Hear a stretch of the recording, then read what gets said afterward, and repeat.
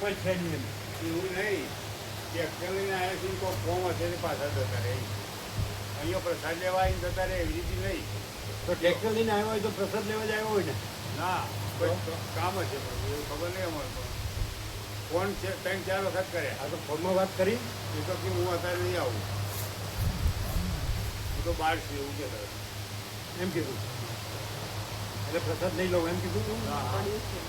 પેલા કહેતા કે હોધી લે એમ પણ હોધી તો આવડો તો નહીં એમાં ખબર કરીએ. આજે આવી છે એમ કીધું. બીજા ગૌતમ પ્રભુ કહેતા હતા આજે આવતા નથી ને, કાયમ તો નથી આવતા ને. કાયમ તો નથી આવતા ને. ના કાયમ નહીં આવે તો ક્યાંથી આવે? હોધી નહીં આવે. ગૌતમ પ્રભુ તો કહે કે આવે છે ક્યાં આવ્યા એવું કે પેલાના કામમાં હોય, પોતાના કામમાં હોય ને.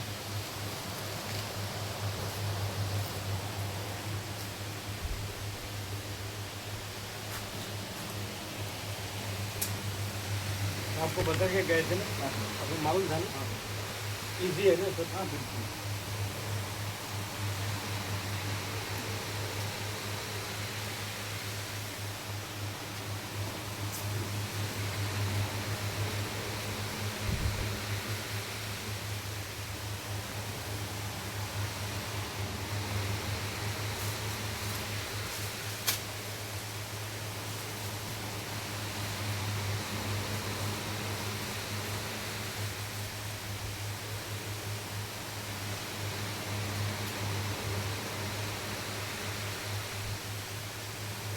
તમે રાવણપુર મળ્યા નથી મેં.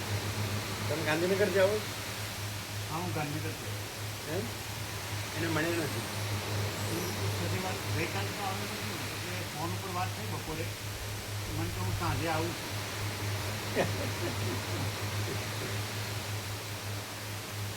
એમની તબિયત સારી છે. બીજી કોઈ વાતચીત નથી રહેતી.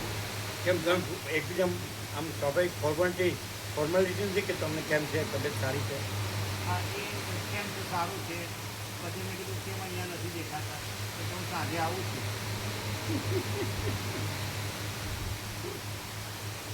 ગુરુ કરે ને ગુરુ ગુરુ ગુરુ નડે વચ્ચે પ્રકાશમાં.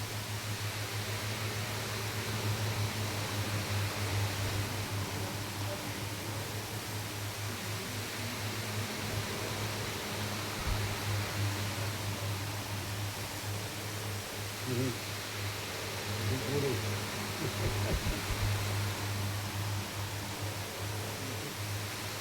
જાણે માથી દાગા છે જ નહીં એમ. જે ગુરુ કાંઈ નથી એ માથી દાગાથી મોટા થઈ જાય.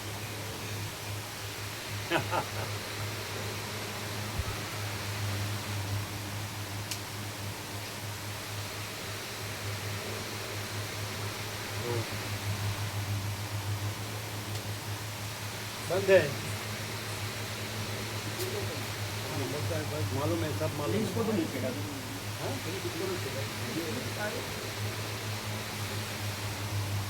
हाँ हाँ नहीं हुआ. ऊपर का देगा. हाँ अभी हुआ, पहले नहीं था. वो स्विच ऑफ. हाँ स्विच ऑफ है, ये तो है. हाँ यही तो है, स्विच ऑफ है. ओ बराबर है.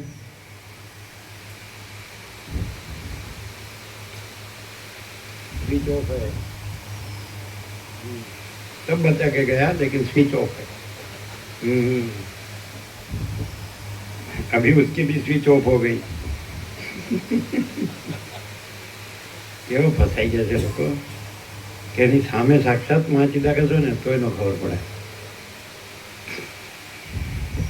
અપરોક્ષ તો પછી પેલા પ્રત્યક્ષમાં તો આવે, પ્રત્યક્ષમાં જ નથી આવતો, પછી અપરોક્ષ તો ખાલી બોલવાનું જ રહે. અવાજ બરાબર છે? નહીં, થોડો ઓછો છે. બરાબર.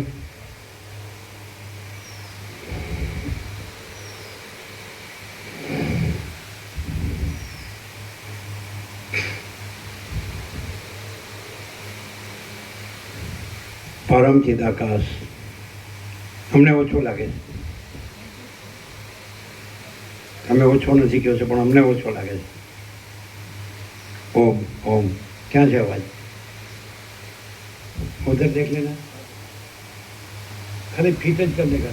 उसको चेंज नहीं करने का, कॉन्टेक्ट चेंज नहीं करने का।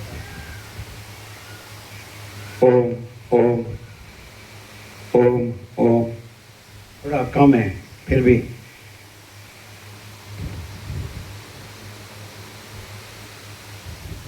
ओम कम है, कम है। ओम ओम कम है। इसको देखो इधर,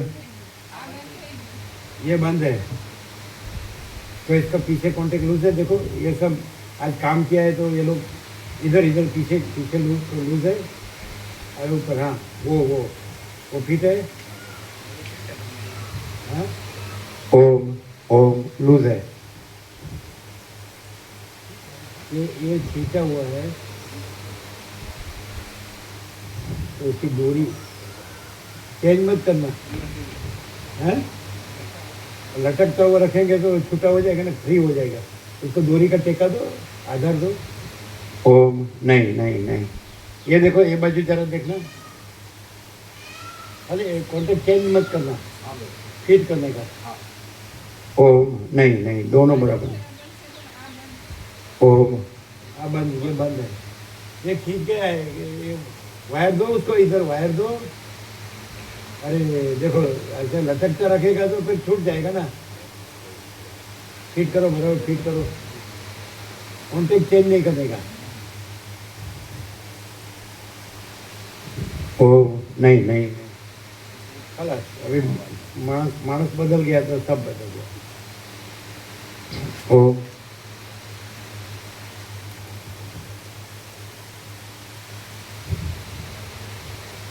ओम ओम ओम, पति जी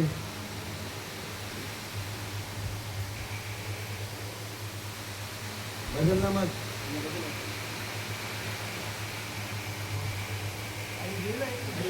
ओम क्या हुआ, क्या ओम ओम क्या हुआ हुआ। ओम ओम ये बंद है ना।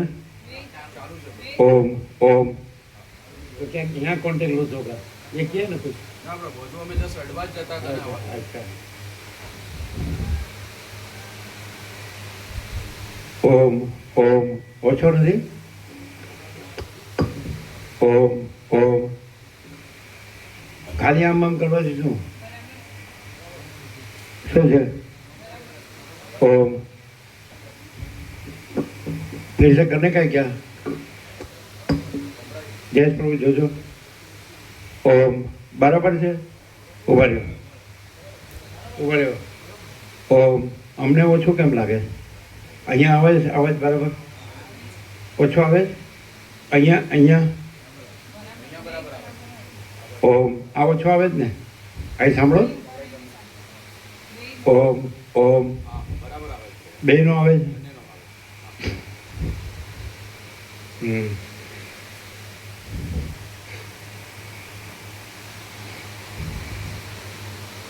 परम चिदाकाश, परम ज्योति, अखंड ज्योति, महाचिदाकाश, स्वयं प्रकाश, संपूर्ण प्रकाश, पूर्ण ब्रह्म, अनंत तेजगण, अनंत चितगण, परमाकाश, केवल अनंत शुद्ध तेजगण, परमाकाश, अखिल आत्मा, पूर्ण ब्रह्म, परमात्मा, परम चिदाकाश, परम ज्योति, अखंड ज्योति, अनंत पूर्ण परम चिदाकाश, परम शांति, स्वयं सिद्ध, स्वयं प्रकाश, स्वयं पूर्ण, स्वस्वरूप, यही सब कुछ है, इसके सिवा कुछ नहीं है। शून्यभास, अनंत कोटि, महाकल्पो है ही नहीं। महाचिदाकाश, स्वयं प्रकाश, संपूर्ण प्रकाश, महाचिदाकाश ज्योति, अनंत, अखंड, अभेद, મહાચિદાકાશ જ્યોતિ, મહાતત્વ, મહાસામાન્ય, મહાચિદાકાશ સ્વસંવેદ્ય, સહજ નિર્વિકલ્પ, મહાચિદાકાશ પરમ કૈવલ્ય, પરમ શાંતિ, પરમ ચિદાકાશ અનંત, પૂર્ણ, નિરપેક્ષ સત, અનંત, સંપૂર્ણ, અપરિગી, નિર્ભ્રાંત, નિરપેક્ષ. વસિષ્ઠ રામ ઉત્પત્તિ પ્રકરણ રાઉન્ડ 39મો રાઉન્ડ.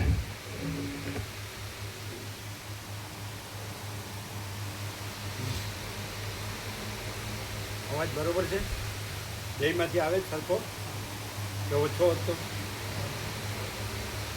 આવે જ.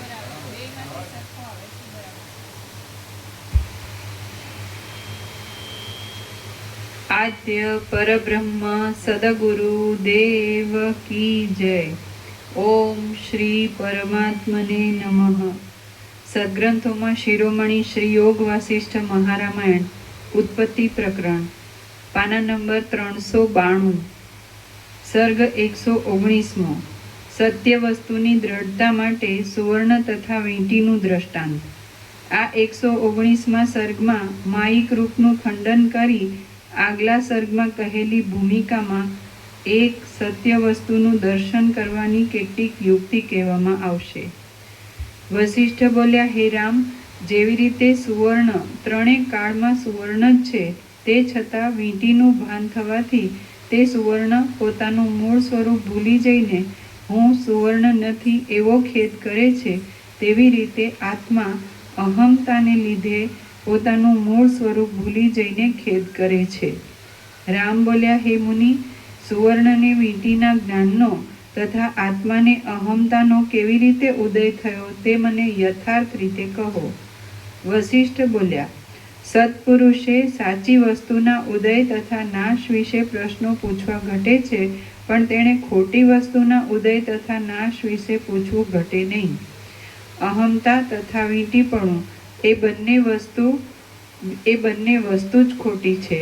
કારણ કે કોઈ માણસને સુવર્ણની ખરીદી કરવી હોય ત્યારે તે સુવર્ણના દલાલને કહે કે મારે સુવર્ણ લેવું છે. હવે તે દલાલ તમને સુવર્ણને માટે આ વીંટી રાખો એમ કહીને સુવર્ણના બદલે વીંટી આપે છે, ત્યારે વીંટી એ પણ સુવર્ણ જ છે, એમાં કંઈ પણ સંશય નથી.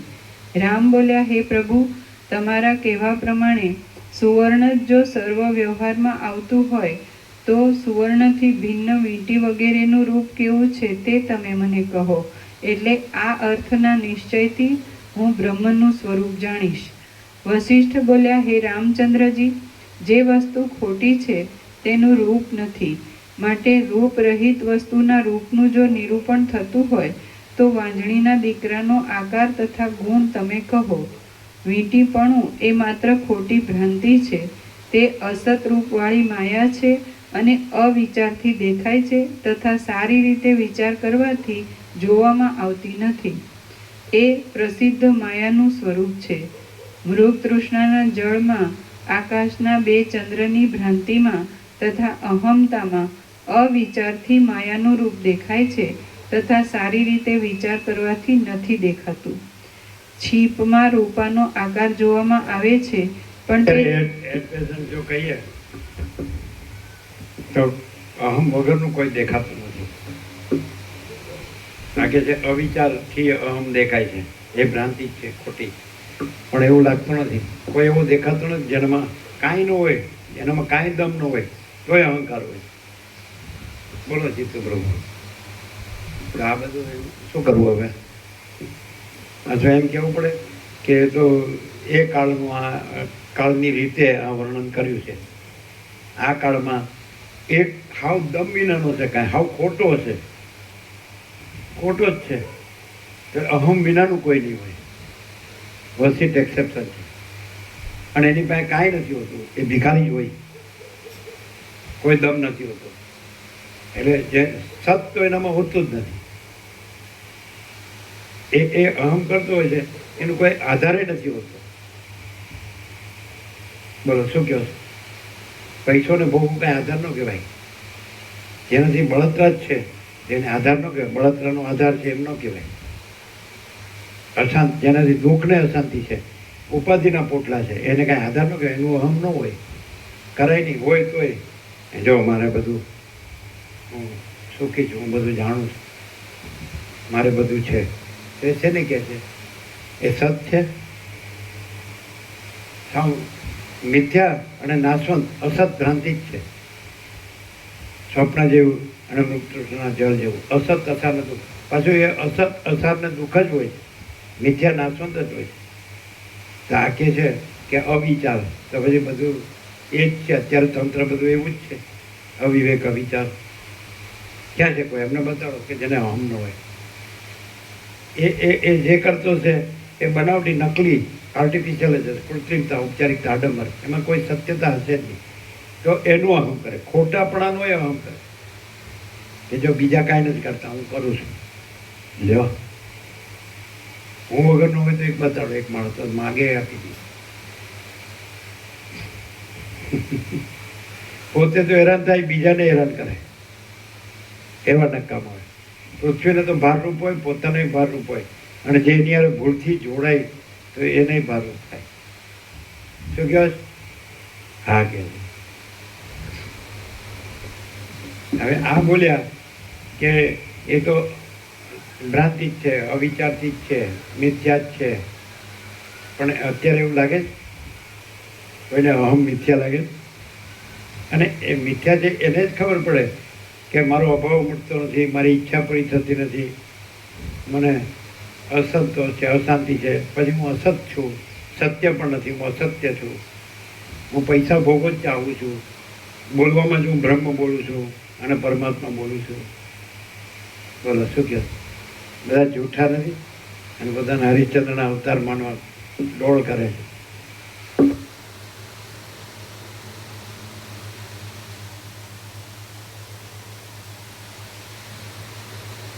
કોઈ માણસ છે, આપણે દાખલો લઈએ, આભાસ સાપેક્ષ જ દાખલો લઈએ. તો કોઈ માણસ કહે કે હું જેને માનું છું એ સમર્થ છે, હું જેને માનું છું એ સમર્થ છે, તેનો છાંટો એ તારામાં છે, તો તું એને કેવી રીતે માને છે? માન્યું ક્યારે કહેવાય? નહીં ખ્યાલ આવે. હું આને ભગવાન માનું છું, પણ એ ભગવાનનો તારામાં છાંટો ન આવ્યો હોય તો એને ભગવાન, એ તો તું બોલે જ છે. જેને તું માનતો હોય તેનો છાંટો તારામાં હોવો છે, તારું તો બધું ઊંધું જ છે. શું કહો? હલાવે એ થોડું સાચું કે નહીં? હું આદ્ય શંકરને માનું એમ કે તેનો છાંટો છે? આદ્ય શંકર જે છે, જેવા છે તેવું છે. અને ધારો કે એના શબ્દો છે એ બધું એ ભણીને કે યાદ રાખીને બોલે તો એ એવું એનામાં જ છે કવત, એવું તેજ. ફોર એક્ઝામ્પલ, કોઈ બી હોય, કોઈ બી વિભૂતિ આભાસની વાત છે. આ તો વિભૂતિ છે જ નહીં, અવતારે છે જ નહીં, જગતગુરુ છે જ નહીં, કોઈ જ્ઞાની યોગી ભક્તે નથી, અને અનંત સુધી ચિદાકાશ જ છે. આ તો વસિત પ્રકાશથી જ ખબર પડે કે કોઈ ભ્રાંતિ નથી, અને સગળું કેવળ અનંત સુધી ચિદાકાશ. આ જે કાંઈ છે તે બધું. બોલો, એવી તો ખબર વસિતથી પડે જ કે નથી? વસિત પ્રકાશથી ખબર પડે જ કે આ બધું મહાચિદાકાશ, સ્વયં પ્રકાશ, સંપૂર્ણ પ્રકાશ છે. આ દ્રશ્ય ભ્રાંતિ કાંઈ નથી, કોઈ અહમ ભ્રાંતિ કાંઈ નથી, કોઈ દ્રશ્ય ભ્રાંતિ કાંઈ નથી, કોઈ ભગવાનનો હું કાંઈ નથી, ને એનું મારું કાંઈ નથી. એવું ખબર પડે ને વસિતથી. કોઈ ઈશ્વરે કાંઈ નથી, અને કોઈ એની સર્વશક્તિ કે એનાથી સર્વસૃષ્ટિથી પ્રલય કે એ કાંઈ નથી, અને પરમાકાશ, નિરંજન, નિરાકાર, નિર્વિકાર, એવું નથી. એને શૂન્ય લાગે છે, અને જે શૂન્ય છે એમાં એને કાંઈક લાગે છે કે આમાં પૂર્ણ મળશે. જે ભ્રાંતિ શૂન્ય છે, શું છે? પૈસાને ભોગવો, બીજું શું? માણસ માટે અત્યારે કોમન કેસ શું? ડોલરને ભોગવો. તે એને શૂન્ય નથી લાગતું, એ આ જ ભરપૂર છે. અને પછી જે એની વાત કરે છે એનો એને સાક્ષાત્કાર કર્યો છે કે એ કોઈ શાસ્ત્રથી કે ગુરુથી બોલે છે, તો એ જે ટ્રાય કરતા હોય, જેને આ માનતો હોય, એ પહોંચવા ટ્રાય કરતા હોય પામવા કે રહેવા, તો એનોય છાંટો આનંદ નથી હોતો, એની દિશાએ આનંદ નથી હોતી. ખ્યાલ આવે જ કે આ તો ખાલી એમ કહી દીધું કે અવિચારથી, આ તો અહમ કાંઈ નથી, એ તો ભ્રાંતિ જ છે, મિથ્યા જ છે, અવિચારથી જણાય છે. પણ અત્યારે તો એ કોમન છે. તમે બધાના વિચારો હોય, બધા પોતાને બુદ્ધિશાળી માને છે. તો બુદ્ધિ હોય તો એમાં કુબુદ્ધિ હોય, કુબુદ્ધિ જ હોય, એમાં સદબુદ્ધિ હોય જ નહીં.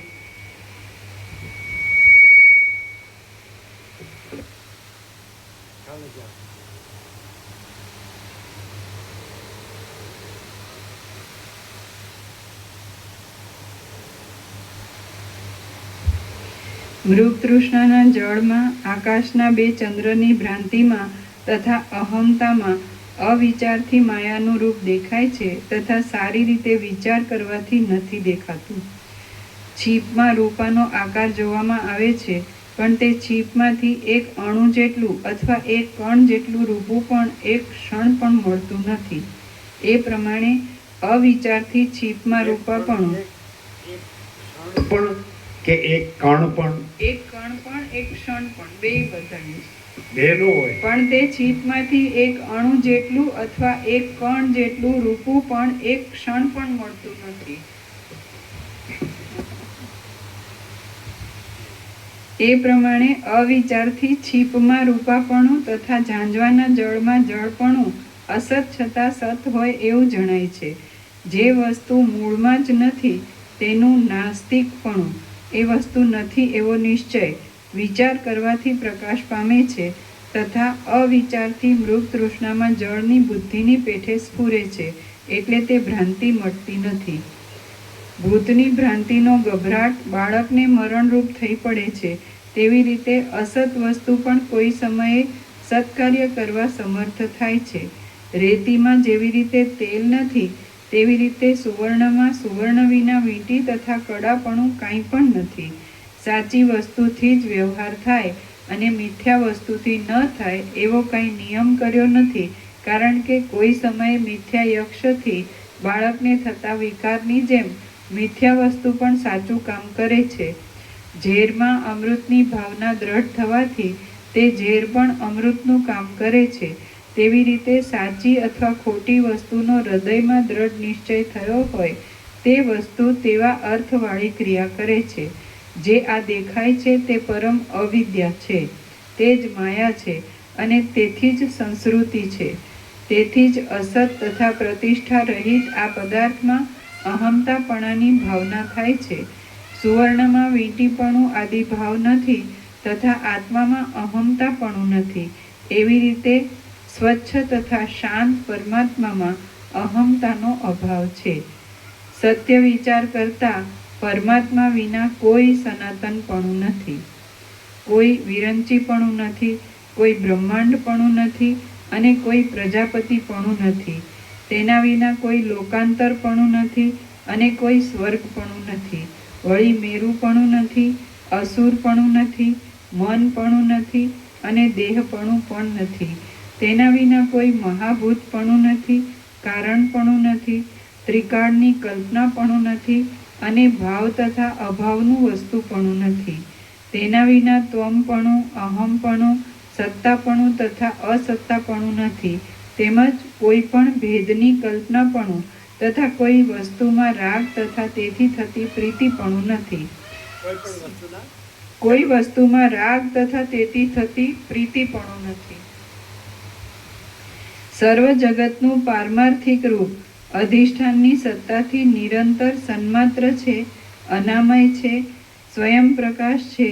તે નામ રહિત અને કારણ રહિત છે, ઉત્પત્તિ તથા નાશના વિકારથી રહિત છે, મધ્ય તથા અંતથી રહિત છે, સર્વરૂપ નહીં છતાં સર્વરૂપ છે, મન અને વચનથી ગ્રહણ ન થાય તેવું છે, શૂન્યથી પણ શૂન્ય છે અને સુખથી પણ સુખતર છે.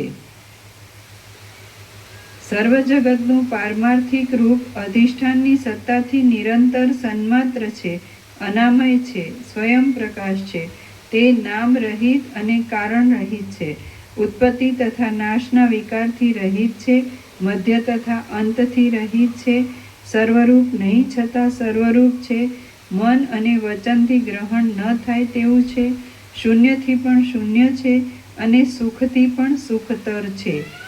રામ બોલ્યા, હવે બ્રહ્મનું સર્વ સ્વરૂપ મારા જાણવામાં આવ્યું, તો પણ આ સર્ગ દ્રશ્ય જગત જોવામાં આવે છે તેનું શું કારણ તે મને ફરીથી કહો. આમ છે માઇક, આમ કરો, આમ કરો.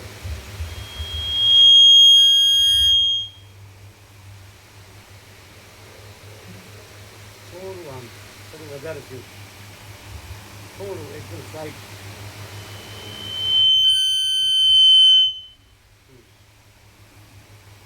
ઊંચું કરજો, થોડું મોઢા આગળ આવવું જોઈએ વાંચતી વખતે. હા.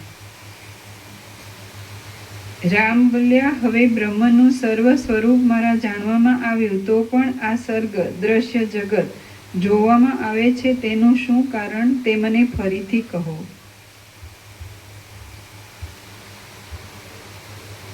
વશિષ્ઠ બોલ્યા, પરમ તત્વ શાંત પરમ પદમાં આ જ પ્રમાણે રહેલું છે, પણ તેમાં સર્ગ તથા સર્ગનું નામ પણ કાંઈ નથી.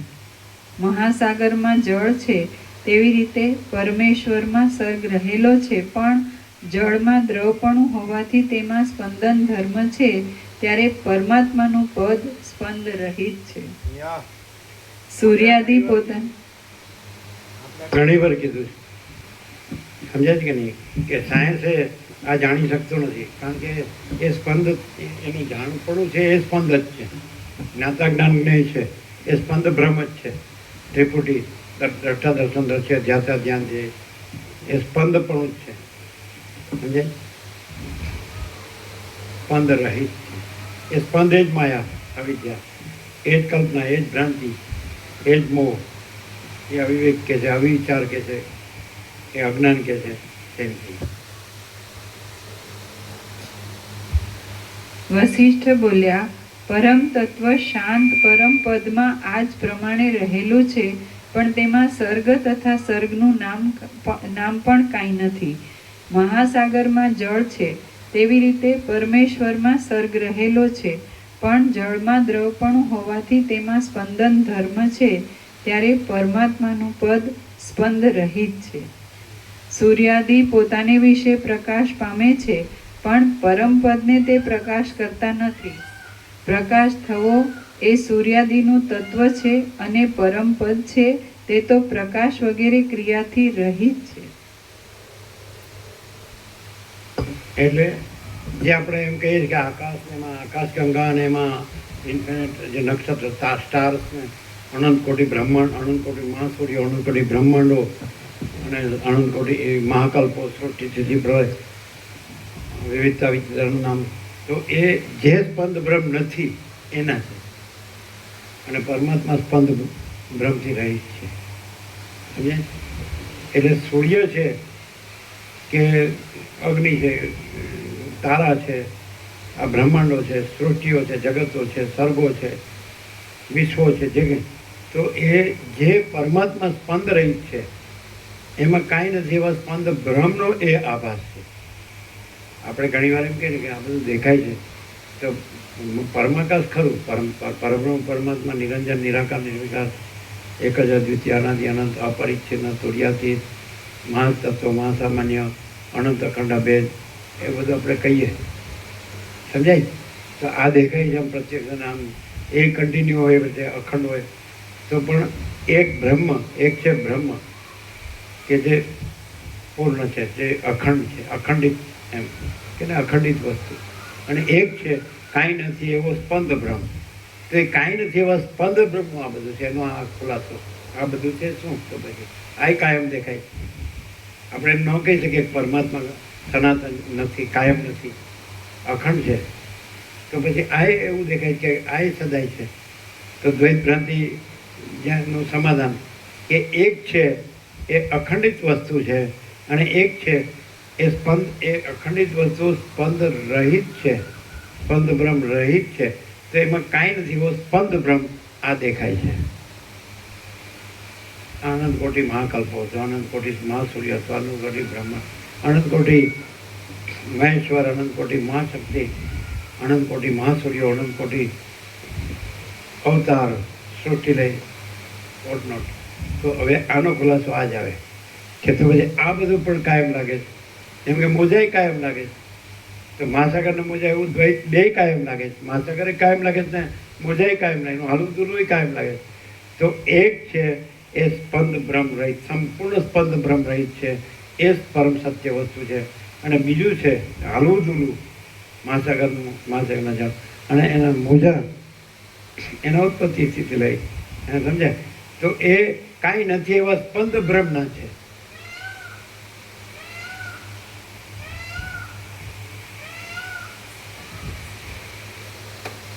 નહીં ખ્યાલ આવે. આપણે વારંવાર કહે છે ને કે ચાલો આ કાયમ લાગે, પણ એ જે કાંઈ નથી એવા સ્પંદ બ્રહ્મનું, એનું ભલે જ કાયમ પણ દેખાય, પણ એ તો કાંઈ નથી એવો સ્પંદ બ્રહ્મ છે. હવે ખ્યાલ આવ્યો?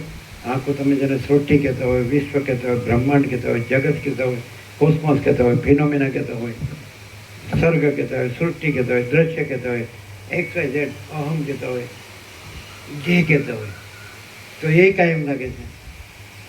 હવે એને આપણે 0-0 કરીએ, ભાગ ત્યાગ લક્ષણ. તો જે કાયમપણું છે એ સંપૂર્ણ સ્પંદ બ્રહ્મ રહિત, એ અખંડિત બ્રહ્મ વસ્તુનું છે. નિત્યપણું છે, નિત્ય સત્યપણું છે, એ અધિષ્ઠાનનું છે. અને જે અધ્યસ્થ કાંઈ નથી એવો ભ્રમ છે, સ્પંદ બ્રહ્મ છે, તો એનો સત્તા પ્રકાશ નથી, એ કાંઈ નથી. એક જ સત્તા પ્રકાશ છે, બ્રહ્મ, ચિદાકાશ, પરમાત્મા, અખંડિત વસ્તુ. તો એ જ સત્તા પ્રકાશ છે. સમજાય? બરાબર છે. પછી જે કાંઈ નથી એવો સ્પંદ બ્રહ્મ છે, તો એ ભ્રમ છે, એ કાંઈ નથી, એનો સત્તા પ્રકાશ નથી, એટલે એ કાંઈ નથી.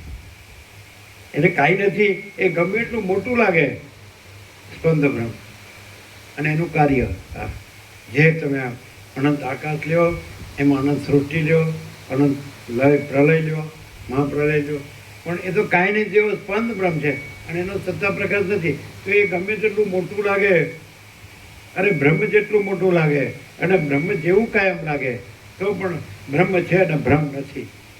એ ભ્રમ છે તો એને એ સ્પંદ છે, અને સ્પંદ છે કે ભ્રમ છે એ કાંઈ નથી. હવે જો કોઈ સંપૂર્ણ ભ્રાંતિ વસિત કે હું સંપૂર્ણ ભ્રાંતિ શુદ્ધ સ્વરૂપ છું, એ નિર્વિવાદ છે, અને એ જ કૃત્યતા છે. તો કોઈ માણસ આ વસિત અપવાદ છે, કોઈ માણસ સંપૂર્ણ ભ્રાંતિ રહિત શુદ્ધ સ્વરૂપ હોય તો જ એને આ એ સ્વસંવેદ્ય સહજ નિર્વિકલ્પ મહાચિદાકાશ સ્વસંવેદ્ય સહજ નિર્વિકલ્પ, એટલે એ જે કાંઈ નથી એવો સ્પંદ બ્રહ્મ છે, એ વિકલ્પ પણ એનામાં નથી. પછી એનું કાર્ય છે આ તો આ દ્રષ્ટા દ્રશ્ય કે સાક્ષી સાક્ષ્ય કે આ જીવ જગત કે સમષ્ટિ વ્યષ્ટિ કે કારણ કાર્ય સૂક્ષ્મ માયકાશ ચિત્તાકાશ ભૂતાકાશ, એ તો વિકલ્પ બ્રહ્મ. આ તો સહજ નિર્વિકલ્પ. હવે આ વસ્તુ અહીંયા પ્રકાશ ઘણી વાર છે, પણ હવે જ્યાં ચંચળતા ભ્રાંતિ હોય તો કેવી રીતે અનુભવાય? એવો તમને માણસ 7 ખંડમાં 800 કરોડ અથવા સૃષ્ટિ થઈને પહેલો માણસ થયો અને પ્રલય મહાપ્રલય થઈને છેલ્લો માણસ જાય, તો કોઈ માણસ પણ ચંચળતા ભ્રાંતિ વગરનો ન મળે, વસિત એક્સેપ્શન. એ પરમાત્મા સ્પંદ રહિત છે. બરોબર, 39મો રાઉન્ડ છે, પણ પહેલી વાર સાંભળે, પણ આપણે આ ખુલાસો ઘણી વાર કર્યો.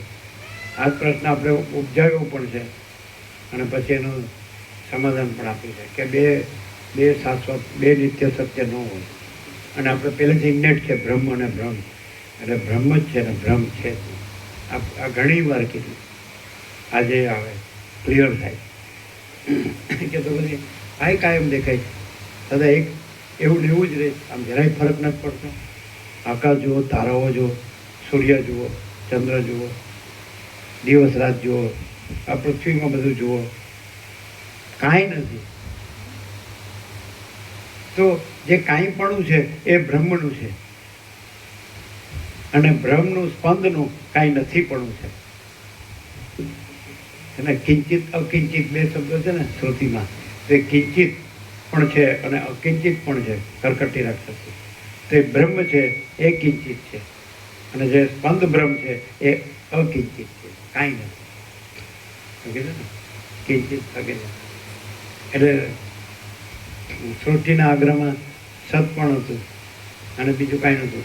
સૃષ્ટિના અગ્રમાં અસત હતું, અસત જ હતું અને બીજું કાંઈ નહોતું.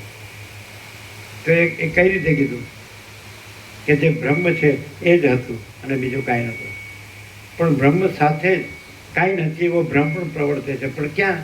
હવે એ કેવું પડે સાપેક્ષતાથી કે જ્યાં ચંચળતા ભ્રાંતિ હોય ત્યાં જ એ ભાષે છે.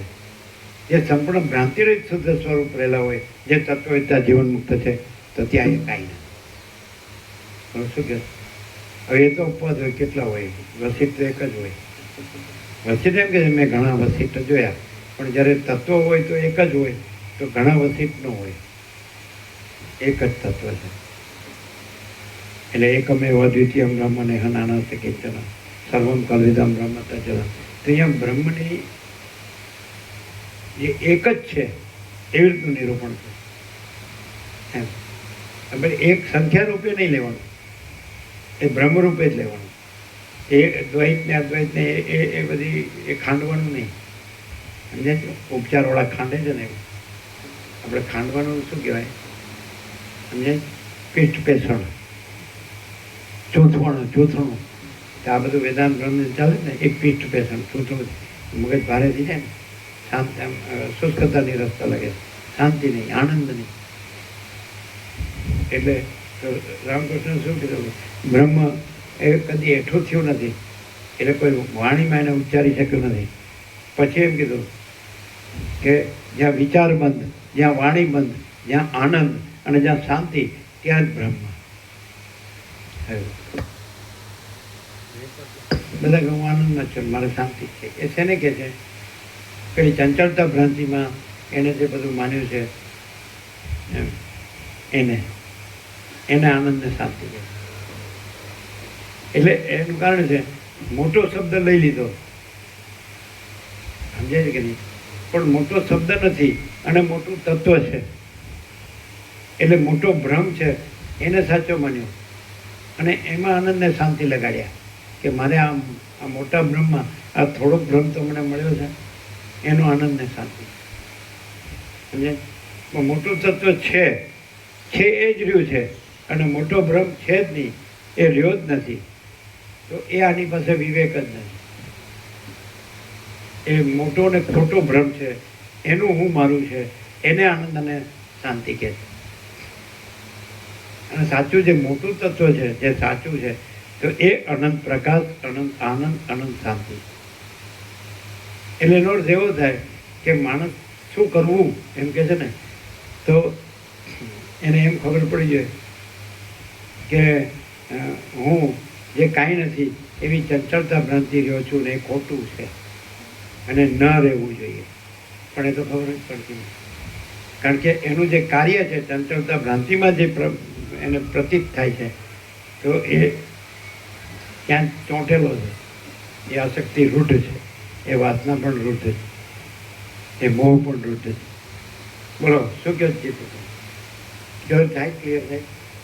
હવે તમને ગમે એવી સૃષ્ટિ ભ્રાંતિ દેખાતી હોય તો એ કાંઈ નથી, અને જે સત્તા પ્રકાશ છે એ જ પરમાત્મા છે. ગમે એવી સૃષ્ટિ ભ્રાંતિ છે એ કાંઈ નથી એવો સ્પંદ બ્રહ્મ છે, એટલે કાંઈ નથી એવી સૃષ્ટિ ભ્રાંતિ છે, ચંચળતા ભ્રાંતિ. અને એનો સત્તા પ્રકાશ નથી, બે સત્તા પ્રકાશ નથી, એક જ સત્તા પ્રકાશ છે ને એ બ્રહ્મ છે. અને જે સત્તા પ્રકાશ નથી તો એ સ્પંદ બ્રહ્મ કાંઈ નથી. સ્પંદ કયો, ચલન કયો, સંવેદન કયો, સ્ફુરણ કયો, એ નથી. બોલો કેમ છે? ભલે બે કાયમ દેખાતા હોય, એ તો જેને ચંચળતા ભ્રાંતિ છે એને બે કાયમ દેખાય છે. જે સંપૂર્ણ ભ્રાંતિરહિત શુદ્ધ સ્વરૂપ છે એને એક જ બ્રહ્મ છે અને દ્વૈત ભ્રાંતિ છે જ નહીં. અને અદ્વૈત કે દ્વૈત ભ્રાંતિ નથી એટલે એને અદ્વૈત કહેવા પણ નથી, બે કે અનેક નથી અને એક કહેવા પણ નથી. અને એ દ્વૈત ભ્રાંતિ નથી એટલે એને બ્રહ્મ કહેવા પણ નથી. પણ એનું ક્રાઇટેરિયા શું? તો અનંત પ્રકાશ, અનંત આનંદ, અનંત શાંતિ. એ વિચારવાણી શબ્દ જ નથી. એ સ્વસંવેદ્ય છે અને સહજ નિર્વિકલ્પ છે, મહાચિદાકાશ. એવું લાગે નહીં કે ગમે એટલું બોલાય તો એનું મિનિંગલેસ, કારણ કે ચંચળતા ભ્રાંતિ અને એનું કાર્ય એમ જ બધા જન્મે છે, જીવે છે અને મરી જાય છે. એક માણસ એવો બતાડો કે ચંચળતા ભ્રાંતિમાં જન્મતો જીવતો મળતો ન હોય, 100 વર્ષ હતો એના કાર્યમાં રચો પચો ન હોય. નથી ખ્યાલ આવતો. કારણ ચંચળતા ભ્રાંતિ અને કાર્ય સંસાર, આ દ્રષ્ટા થશે જીવ જગત અને હું ને મારું, રાગ દ્વેષ, સુખ દુઃખ, એ કાંઈ નથી એવું હોય. અને